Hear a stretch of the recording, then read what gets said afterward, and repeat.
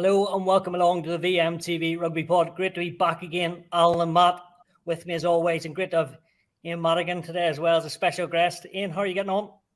Yeah, really good. Enjoying life up in Ulster. Came back from an injury there that had me out for a few months, and got back in for a few of the European games, and the two of the last three games that we've had have been away from home. So I got the glamour fixture of Glasgow away, and then we had a nice win against Sharks, and then I had the pleasure of seeing us win an important game against Cardiff. So very much feels like our season's back on track now, which is great.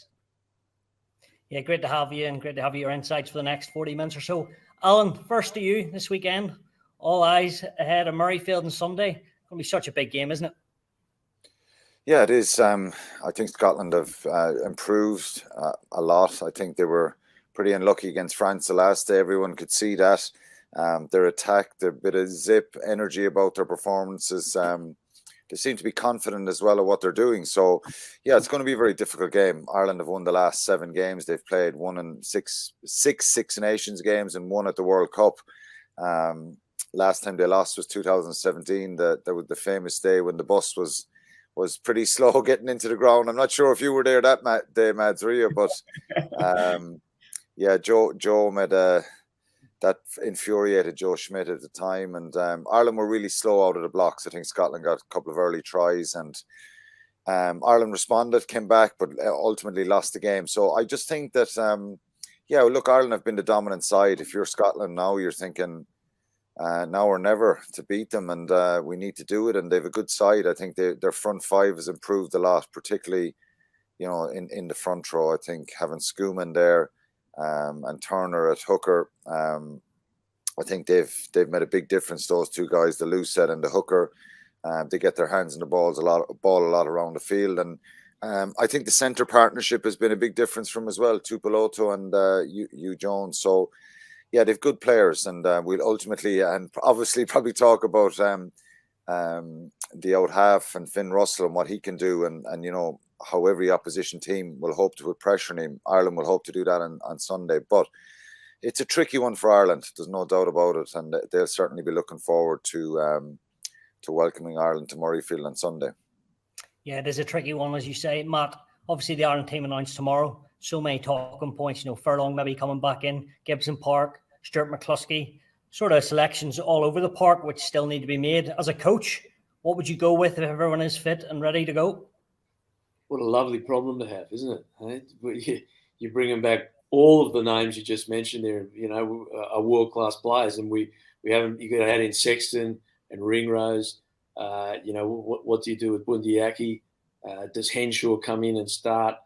And as we were just discussing before we started the pod, the Irish management have kept their cards exceptionally close to their chest. It's hard for us to know who exactly will start. We believe Furlong will come in. Well, that's the best tight head in the world. If not, he's certainly there or thereabouts. The Sexton, the genius, and you know Jamison Gibson Park just puts pace on the game that will make the Scottish defence uncomfortable, and that's basically what the Irish game plan has been for 15 months now, is to put such pace and tempo on the game that the rushing defences that dominated the game for so many years in the Northern Hemisphere can't cope with that pace.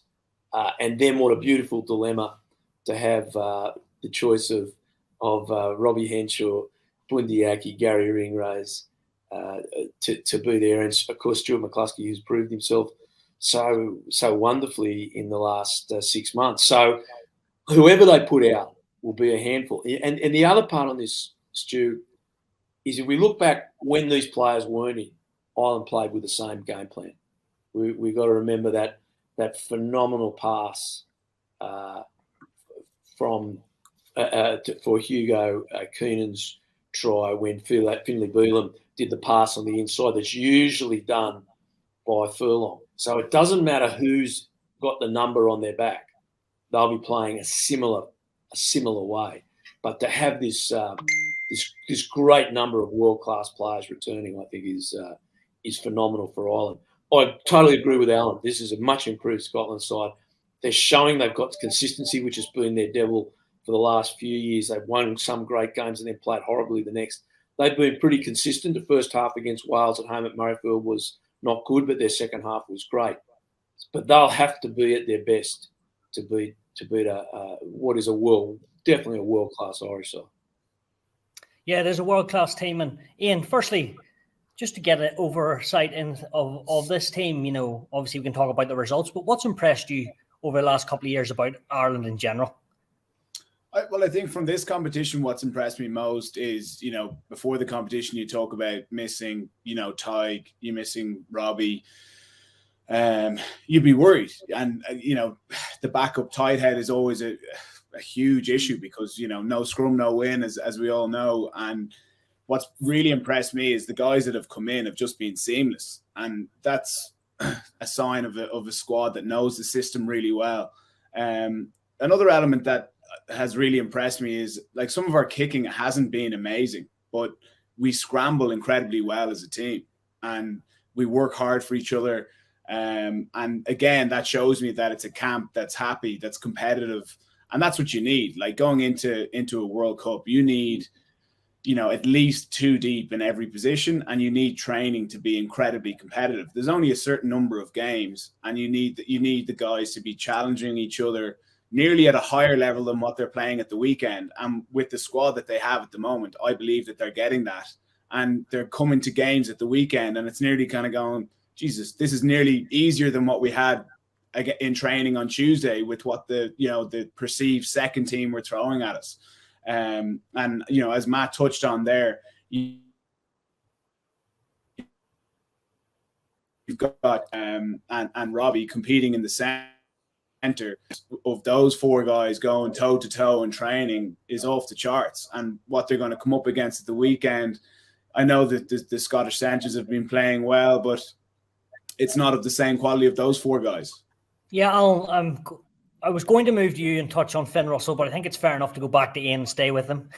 What's he like to play against? Definitely Ian? go back to Ian for that. Yeah. And maybe over the last 18 months, has he changed as a player? Has he become a wee bit more structured, but yes, still so brilliant when he wants to be? Yeah, look, he's still, you know, fantastic to watch. He's of the mold of Marcus Smith. You know, he's a maverick. I think one of the biggest misconceptions with Finn is that, you know, that people think that he's laid back and he doesn't care.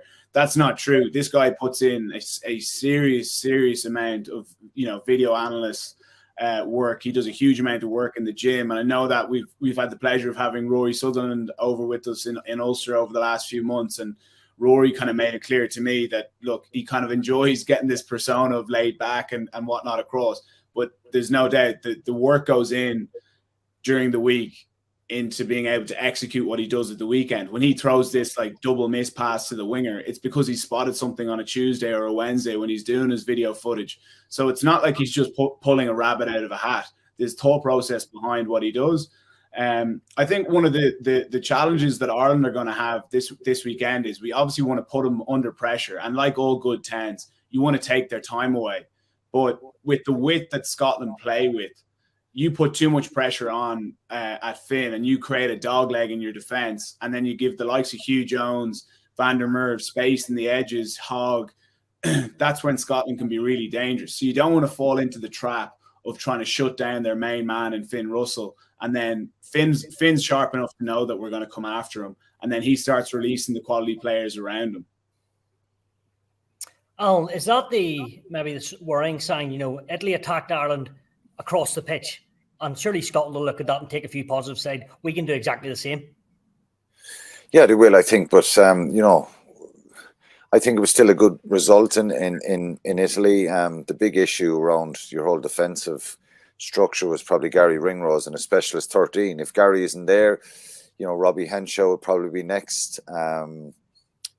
That's probably an area where, you know, there needs to be a little bit more depth. I think if it happened now that Gary Ringrose wasn't available, I think someone like Jimmy O'Brien would end up playing as a 13. I think he has that versatility. And again, it's no disrespect to Stuart McCluskey or to Bundyaki. They're both brilliant inside centres.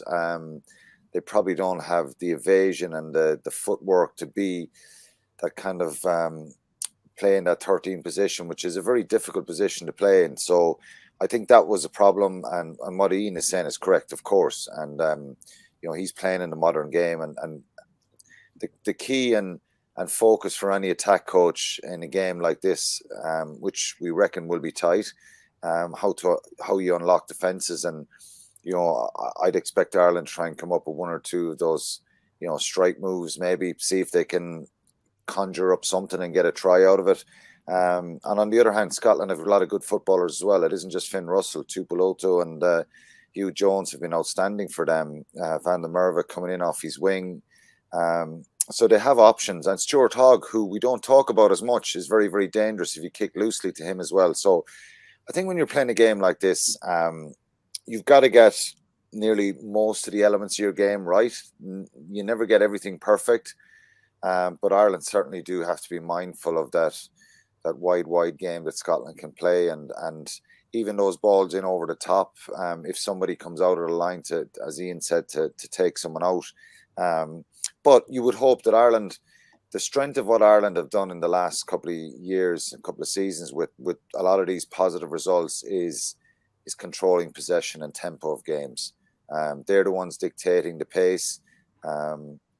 One area that Ian mentioned at the start that I probably think is an area we can improve on is our kicking game. And I think against Italy in that second half, we probably needed to be a little bit more pragmatic and a little bit tactically better with our kicks. Turn Italy around, put them back there, force them into mistakes.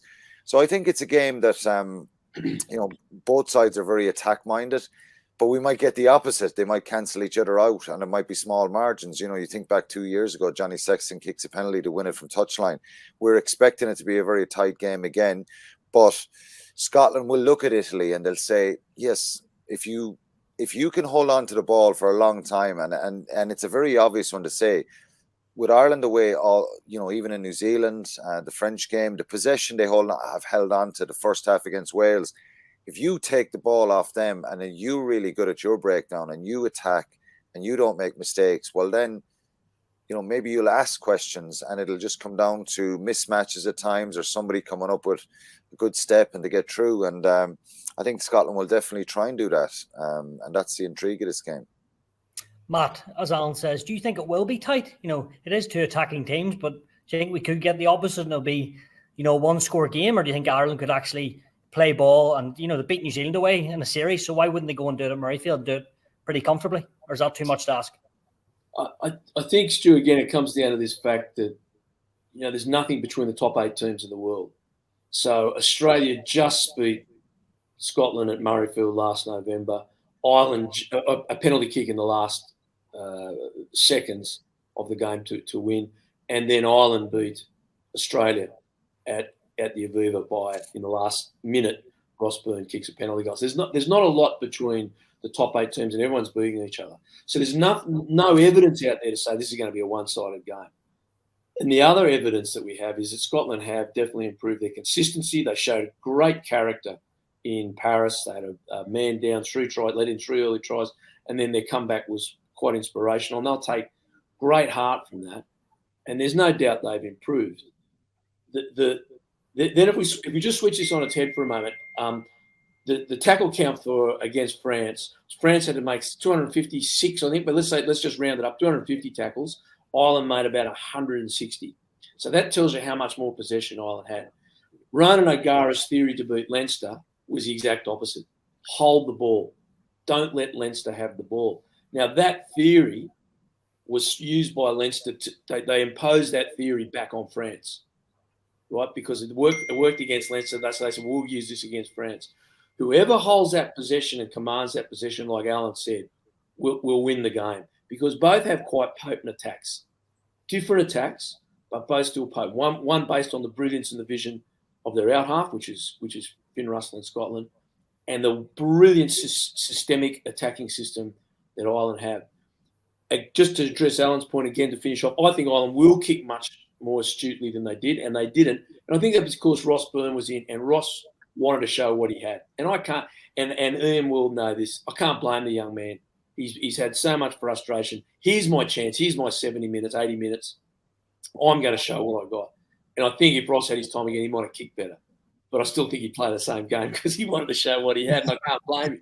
But obviously, you have Sexton coming in, the master, and he'll know when to kick and what to do. And I also think if Ringrose is back at 13, Ireland do kick very well traditionally, right back to Brian O'Driscoll's time.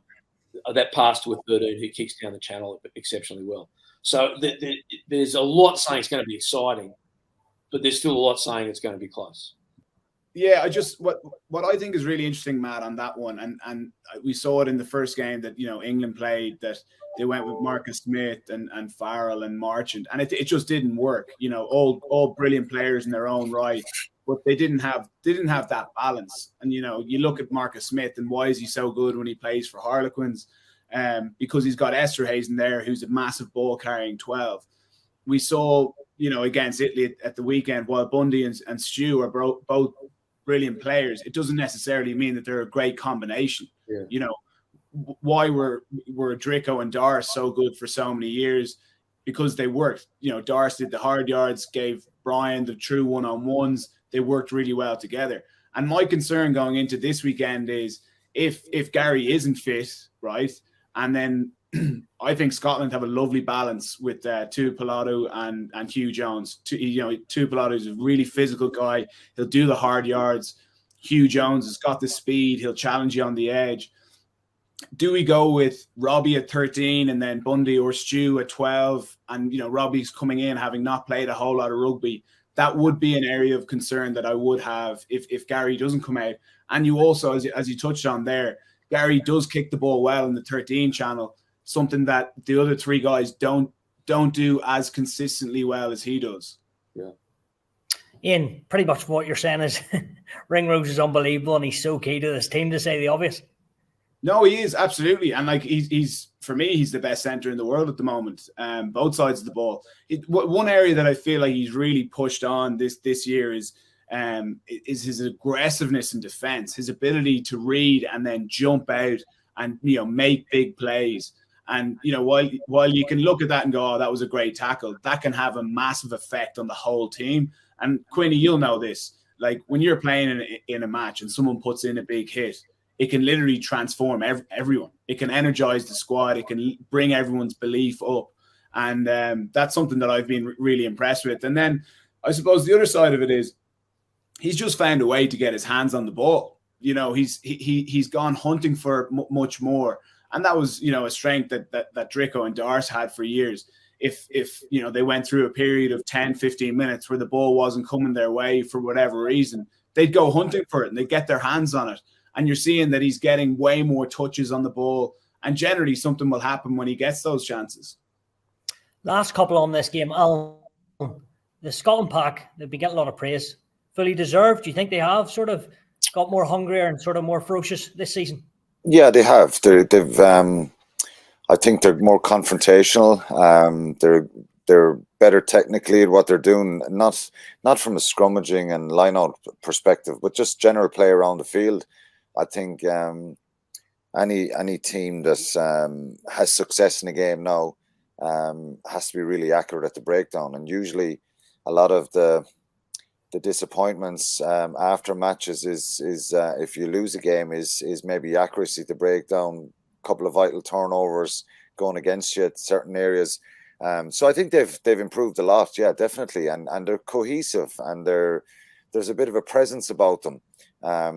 I think and that's not to say that we haven't seen good Scottish packs in the last number of years. We've seen lots of good individual performers, but I think that having a cohesiveness as a pack and understanding I think Matt Fagerson's a really good player as well. I think he's a little bit underrated with Scotland and in the general public. I think I love that his work rate, his aggressiveness in the tackle. I think he makes a lot of hard yards. Their back row's changed a little bit at 7. Obviously, Hamish Watson came back in the last day. He'll be a boost for him. He's a very good player as well. And I think Jamie Ritchie on the blind side. So, when you start naming out these players, they're very good players. I think you try and find a little bit of vulnerability in the fact that that togetherness, that unity is sometimes not always there, and that you can physically take them on. So winning the collisions, winning the physical battle. And I think this Scottish team, going back to your question, Stu, are now getting more little wins in those physical collisions and those physical battles. Obviously, Gilchrist the last day, got sent off. He's trying to lay down a marker with Jalonch making the carry. He was reckless. He's too high. But I just think I noticed a little bit more of an aggression about them. They were really aggressive against Wales and against France and in Twickenham as well, even though, the bit of brilliance from Van der Merwe, that try is the one thing that stands out. So, they've become tougher, I think, and they're a skillful team. So, Ian will tell you this as a 10. It's what happens in front of you. And I think their forwards is where the biggest improvements have come. But we shouldn't be afraid as an Irish team. And I don't think this Irish team will be afraid of expecting there to go there and win, because I think they're a very mentally strong side. I think they'll be very, very aware of if you're not on the money, this is a game Ireland could lose. But if Ireland play really well and do what we've seen them doing, ultimately good runs come to an end at times. They should be confident about going there winning, because they're an incredible side and they've achieved a lot, and mentally they're strong. And it's another big test to them mentally. It's another kind of challenge for them going forward, and I think it'll be interesting to see how they handle that. Matt, last one on this for you. We've talked about Scotland's improvements. Have they improved enough to win? Yes, they have, Stu. And that what all Alan said is 100% correct. If we look at their history in the last few years, they've shown that that edge, that toughness that Alan just touched on. 2 years ago they won in Paris and they won at Twickenham. So they've had that. What they haven't had is it week in, week out. And that's the mental side of it, and probably the character side as well. And I'm not doubting their character. What I do think has changed a lot for the improvement is the leadership within the group. So we know there's been in some ways like petty but high profile blow-ups about a couple of beers after a game that should never have got out of hand. It was very badly handled by everyone involved. But that sort of tells you a bit about the leadership that was within that team. Now, Jamie Ritchie's been made captain. I've always liked the way the young man played. I don't know him, but I've got to put it down to a change in leadership. I do know that after one of the incidents where Finn and Stuart Hogg went out, and I think it was Ali Price who went out for a beer when they told they shouldn't, they had a couple of beers, don't go out, we're staying home. They said, no, we're going out. I know that the rest of the group was filthy because they're the leaders. And so I think the change in leadership has been driven from within the team. And I think sometimes that's what you need to unlock the character of the rest of the group. There's no doubt in the brilliance of those three players. They're British and Irish Lions. But the character of the group is different. And they display, that's not me just making that up. We could all see it when they played in France. Paris is one of the hardest places on the planet to go. You got a red card in the first few minutes. I know France got a red card as well, but you're 19 points down. It takes character to come back from that. Not just skill and determination. It takes more than that. And I think that, to me, that's the big change in this group. And Gregor, he's laboured long and hard to get this out. He was patient, but I think he's got the key to getting consistency and character to play with that team, to add to the things that the boys have just spoken about. An excellent three-quarter line, brilliant back row. It was huge improvements in their tight five set plays and so on. But they have lacked that killer, that I'm going to do it next week and the week after, and it's going to be consistent. And they've got a bit of that now. Now, I still think Ireland have more, but there is no doubt that Scotland have put themselves in a position to win. There is, anyone who says Scotland can't win, I just think that's denying the facts. I think Ireland will win if they play to their potential. We don't know the selection, but I still think Ireland, with the players we know about, will have enough. But it would be very foolish and disrespectful of Scotland's achievements to say they won't. They haven't got an opportunity here. Well, it's going to be interesting, Matt. We'll leave your predictions later on, your favourite time. Ian, if we move to the other game, or sorry, one of the other games, England v France, looks like from what we're reading, Owen Farrell is going to be dropped for the first time since 2015, which is another massive call. You touched on Marcus Smith. He looks to come in at 10. What do you like about him? And if you were the coach, is that the way you'd go with England going forward? Yeah, I'm a big fan of Marcus. I watched him play even at the weekend. Quins were playing Exeter, and he just looked above the level, which is tough to do in the Premiership because it's a good league. I think if England want to be ambitious enough to win the World Cup, I would build a team around Marcus Smith. He is a defense coach's nightmare because he's got an incredible, bag of tricks, fantastic passer, his ability to beat defenders one-on-one. He's a very good attacking, kicking game. For a small guy, he's brave in defense. So, I'd have no concerns there. The key is, and I touched on it earlier in the show, it's who he gets paired with. You can't put him with two other ball players, and that's why it didn't work in the first game. He needs a big ball carrying either 12 or 13, and then a ball playing player with him.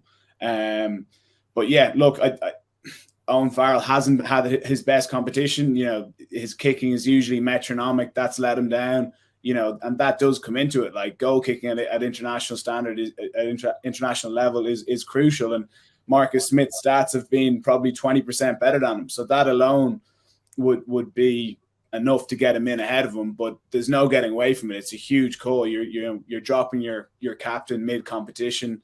And yeah, look, it's going to be an interesting one. What will interest me most is who he gets paired with. Matt, I want to come to you on this because we've talked about Marcus Smith. We've done analysis pieces on him about going across the pitch, maybe when you think. And would it be fair to say you're still not convinced by him, or is that too harsh for me? I think the decision, I'd agree with Ian, like simply on kicking percentages, for whatever reason, Farrell's just lost his rhythm and belief. And it's quite extraordinary because he has a history of being a magnificent goal kicker. But going in against France, perhaps Borthwick's not taking that chance. Now, Smith comes in, he's a very, very good kicker. There's no two ways about that.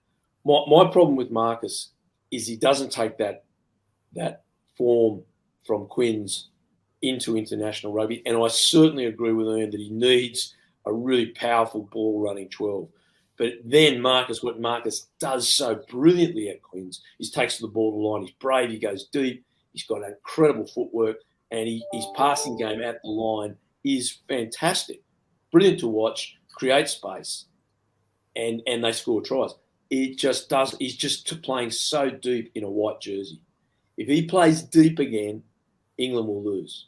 So it's a big call from Borthwick. It's a big call. I can understand it for the kicking alone, but if Smith continues to play deep at international level and he passes to a ball running 12, which I believe they will select, you're still going to have Dante and Gail Fiku, just there ready to eat them up. So Smith has to take the ball forward, and that's his problem at international level right now.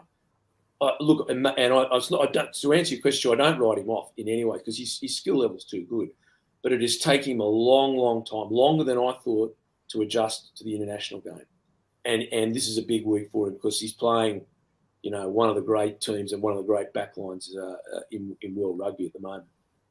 Alan, breaking news here. Don't know if you can see.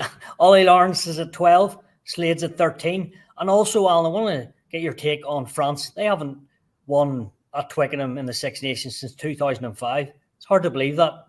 It is, yeah. It's hard to believe that, yeah. And with that team just coming out now, it is Marcus Smith at 10. So Owen Farrell is on the bench, I think. And it's an interesting one. Obviously, the boys... have an opinion on it as well, and Matt has been talking there about the depth of Marcus Smith and stuff.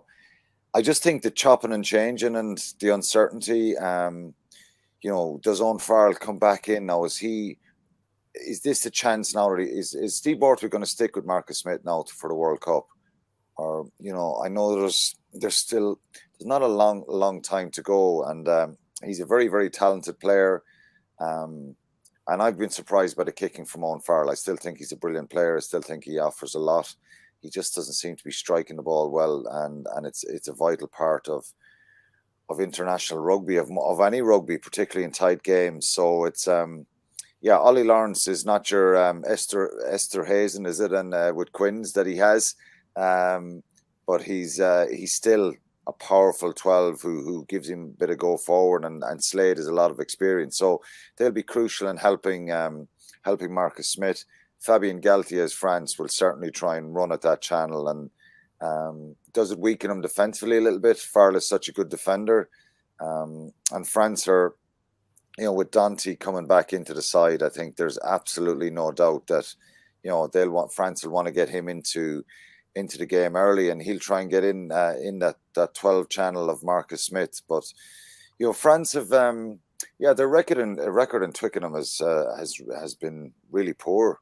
I think always question marks about the psychological mentality of French teams in a travel, whether that's in Europe in the Champions Cup or in the Six Nations.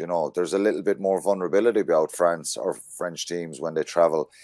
I think it'll be really interesting to see how they react after what happened in Dublin a couple of weeks ago, because I think if they had their time back, they would have played differently. I think they would have tactically tried to get more territory.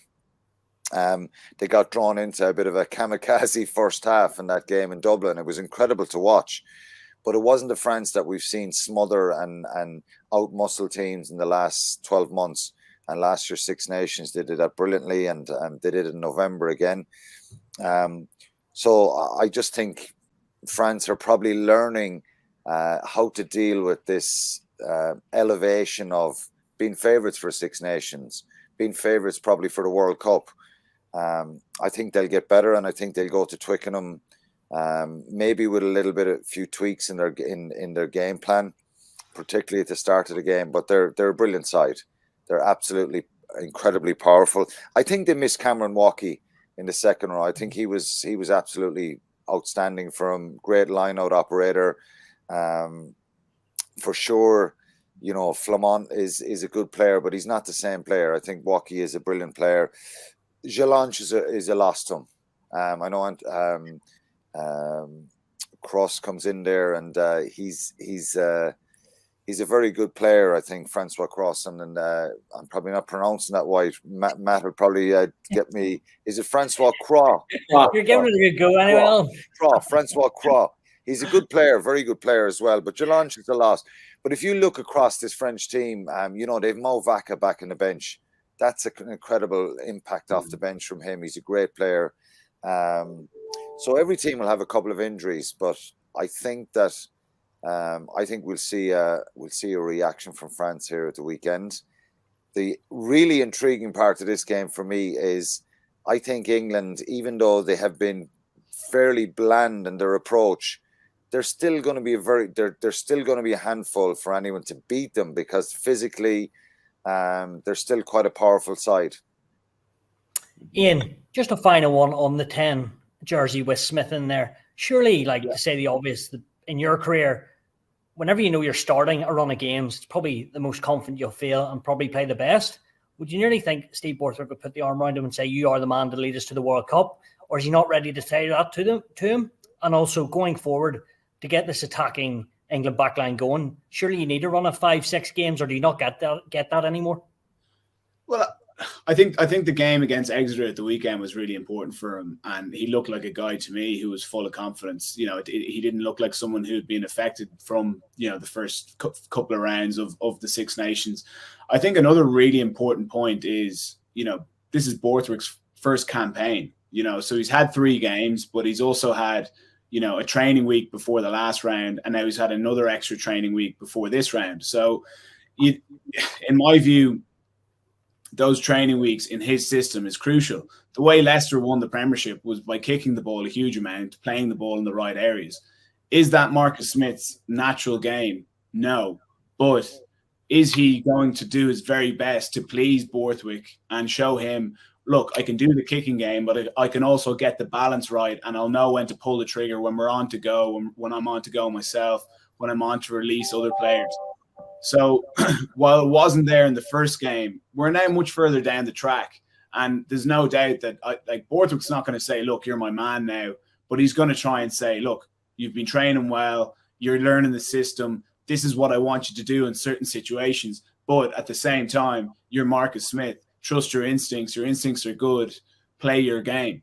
And I actually think England are going to win this weekend. I really like Ollie Lawrence in the midfield. I know he doesn't have a whole lot of experience, but he's a very physical player. He's a smart defender. And I've always been a big fan of Slade. So I think England could turn them over this week. The predictions keep on coming, even before the end. Alan, final game of the weekend. Italy v Wales. I know who you're going to say is going to win this game, but like Wales in such a terrible place. Italy improving all the time. Is this, back-to-back wins for them? Is this the way it's going to go?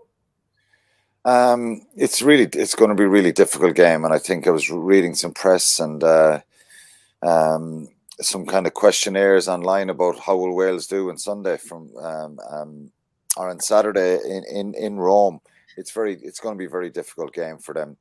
Italy have been really good. I think it depends on how they can contain them and control the.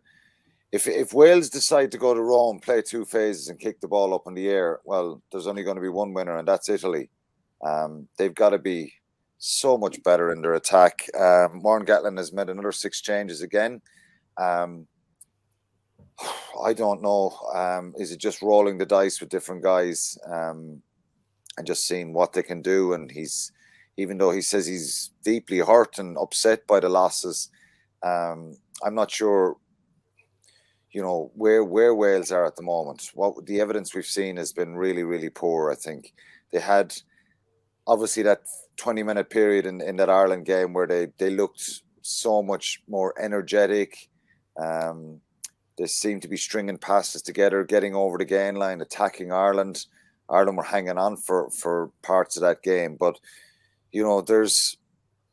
I think she's just got to stick with the young players now. Daffet Jenkins comes back into the second row. Alan Wynne-Jones didn't play well against England the last day. Jack Morgan comes back in again. So there's been so many changes from Ireland, Scotland, England.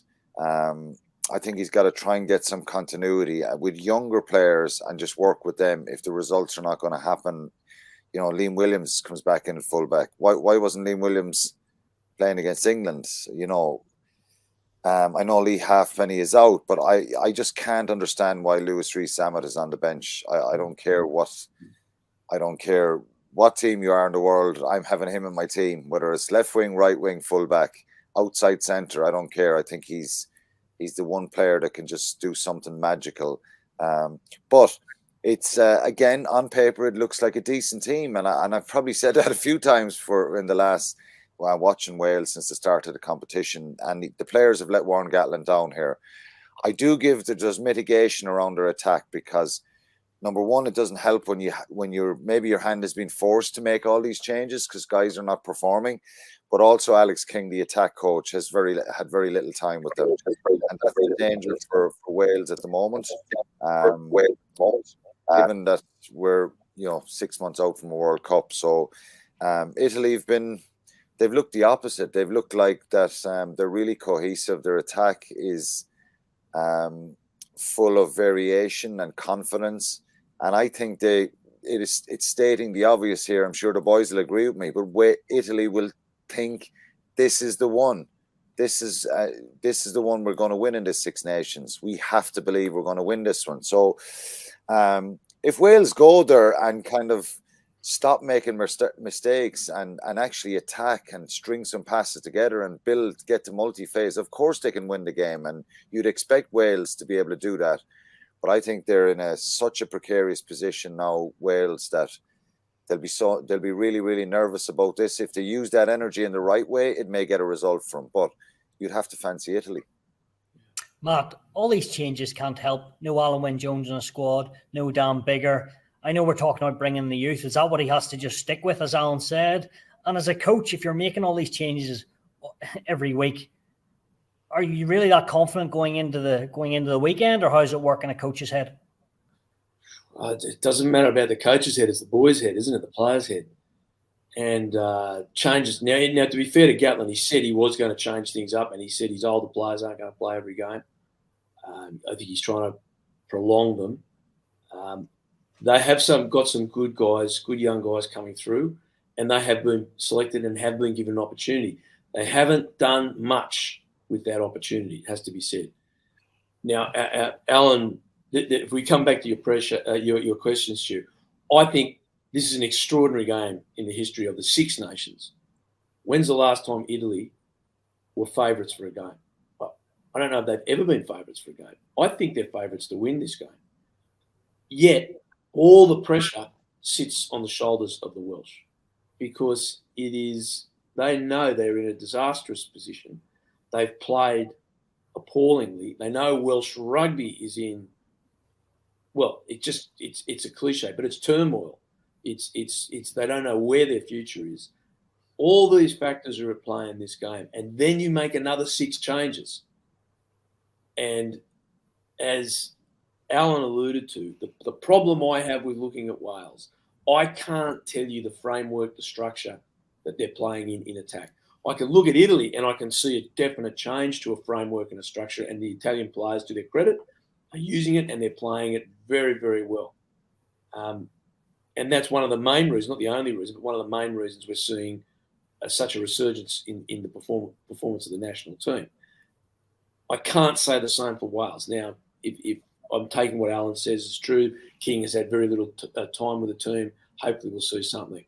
But wow, in the last game, I saw Owen Williams screaming for his forwards to come around the corner. And on television, I couldn't work out why. And Alan told me later on, he was at the game, saying that the forwards just weren't getting it. They looked exhausted. So is it their conditioning? I don't know. Is their conditioning a factor? So all of this is saying to you, Welsh rugby is just in a position where none of us could suggest they're going to win with any sort of certainty, or where, I always say, where's the evidence? And I can't find any. Now, usually Italy of the last 10 years, you'd say, but that's still enough to beat Italy. I don't know if that's the case this week. If the Italians come out and play for 60 minutes like they played for 60 minutes against France and Ireland, they'll go very close. They'll go very, very close, and then they should win that game. And if Wales don't improve drastically with the ball in hand, they will lose the game. Be some story beating them last year at home and then going, in Cardiff and then winning this weekend. And if we stick with Italy, the game plan, running from everywhere, but they're doing it with intent and there's real strategy to it. Being Garbisi, and Breck's outside him there at 13 must be great to play in, but they look dangerous, don't they? Absolutely, yeah. And I think if Garbisi was playing in the first game against France, I'd have full confidence that he would have got them over the line. There's a big step down to Tommaso Allen, and you could see at the end of the French game he was kind of shaky, and they just needed someone to really step up and drive them over the line. And I don't think they'll have a better chance of beating France. I at the same time, while it was great to push France that close, I wasn't convinced with that performance, because I thought the French had an eye on the Irish game the following week. I thought they underperformed, but on the flip side of that, the performance that they put out against Ireland, I was very impressed with. One thing I will say about that is there was no real expectation on them going into the Irish game, and you're playing with no massive pressure on you. This is the first time in the competition that, as Matt said, they're favourites. So how are they going to deal with that? Are they going to still play the same expansive kind of carefree rugby, or are they going to go, right, we're going to be a bit more tactical, try and play the game in the right place? And on Matt's point, which I thought was very interesting, like watching Wales, I'm trying to figure out, what kind of style of player they're playing. And at times they just look absolutely exhausted. And for me, it's playing in the wrong areas and they're using up too much energy. I don't think they're unfit, but I think that when they do finally get into the right parts to play, they've used up all their energy, back playing between the 10-meter lines. And then they get to the 22 eventually, and the out-half's roaring at them to get around the corner, and they've got nothing left to give. But that comes back to, if you compare that to, let's say, the Irish system, where they know, right, this is a time that we conserve energy. Once we get to this position, right, foot to the floor, empty the tank. I just can't see that cohesion with the Welsh side, and that's a massive concern for me. And Ian, sorry to stay on that. Is that a player's responsibility? They aren't good enough, or they are good enough, not being coached properly, or is it a mix of everything? It's a combination of the two. Like, obviously, like the two guys in the control room at 9 and 10 need to have their finger on the pulse of look, now's the time to play. We feel like this is a good opportunity. We've got to manage the energy of our pack. They've just had 2 big maul sets, or whatever it might be. That's a huge part of it. But also, you need to be given a framework from the coach, and early on, let's say, for example, first 20 minutes, let's play the ball in the right areas. We don't want to be running out of our own half. When we get the opportunity to pump the ball along, we do that. And if that message is made clear, even it's a simple thing, but guys don't have to kick chase aggressively up and back if you know that your back 3 are guaranteed to be kicking the ball back. I'm looking at the Welsh team, and there's some guys sprinting back and there's some guys sprinting forward, and I'm kind of going, well, is the plan being made clear here? And that's where, as Matt says, sometimes they just look wrecked. But there's no doubt that if you do a fitness test between the Welsh guys, the Scottish guys, and the Irish sides, there's not going to be much of a difference. But it's how you use that energy, and that's where I think they're falling down. Quinny, you never look wrecked in a pitch. The last one on that, Alan, just as in what's been mentioned about them being favourites, when is the last time they've been favourites, if ever, in a Six Nations game? But how do you think their game plan, will it change at all? Will they tighten up, or will they still play carefree, as Ian said? I think they'll stick to what they've been doing. I think RBC has been really brilliant for him. I think he was brilliant against Ireland. His control and his decision making was really good. I think Stephen Varney had a better game. He didn't get blocked down a few times and like he did against France. I think it's the only way they can play. And we had Sebastian Negri on with us before the Italian game, and he spoke about the environment and enjoying it and being well coached and getting lots of good detail from the various different coaches. So I think Kieran Crowley has done a really good job with a team that up to this point, have always been expected to lose. So we're now talking about an Italian team that we're expecting to win probably. So there's been a big shift in their mentality.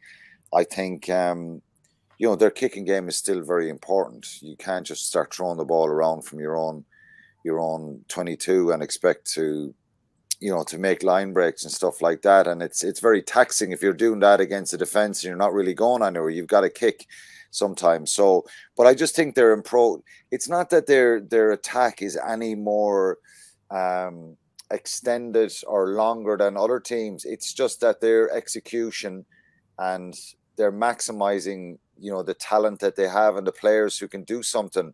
I think Ignacio Brex has been brilliant from a 13. He did make a poor decision with the crossfield kick. But I think, the earlier you get the ball into that guy's hands, he can run at people. He has the confidence to take people on. I think Capuzzo not being in the side this week is a loss for them. That's I think the Welsh will be pleased that he's not there. But right across the board, I think they've good footballers. I think if you look at Menoncello, he's a brilliant player as well. I love his confidence. So you're picking a lot of players. Padovani, great runner with the ball. So there's players in that field now that are not trying to bosh people. Traditionally Italy would be in your face, trying to be really aggressive. These guys now are trying to find space. They're looking for gaps. They're looking to create things. And I love the fact that when we watched them play, that's what they've been doing. I think their back row has been absolutely outstanding for them. I think they've been very, very influential in their approach. Lorenzo Canone at number 8 has been outstanding. The number 8, Negri and Michaelo Lamero, the captain as well. So lots of good elements to their game. But the challenge is they're at home now, and how will they deal with expecting to get a result here? Well, we will find out. It's been a pleasure, but we need predictions. Matt, because Alan spoke there, we need you first. What are we saying? 3 games, who's going to win? Well, there's 3 really tight games, aren't they? 3 really, really tight games that could go anyway. But I'll start out and let Quinny run off my shoulder like he always does.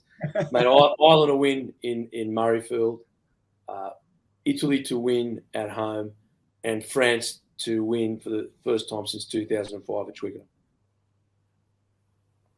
Alan, you're next. Don't be copying him now. No, I won't. I'll go for 3 home wins. Oh, wow. Okay. Quinny, big call. I've got to hear you what? The way you say that you think Scotland are going to win. Come on, say it. Yeah, the way I'm picking this is everyone will say I'm wrong. Ireland will win the game, and it won't really matter. But if Scotland were to win, then I'd be seen as an expert. Really, what a call for me. No, I think it's going to be very tight. The way this Ireland team are going, I find it'd be incredibly difficult to say that it can't go there and win and won't go there and win. So I think it's Ireland, England, and Italy. So you've changed. They're not 3 home wins then?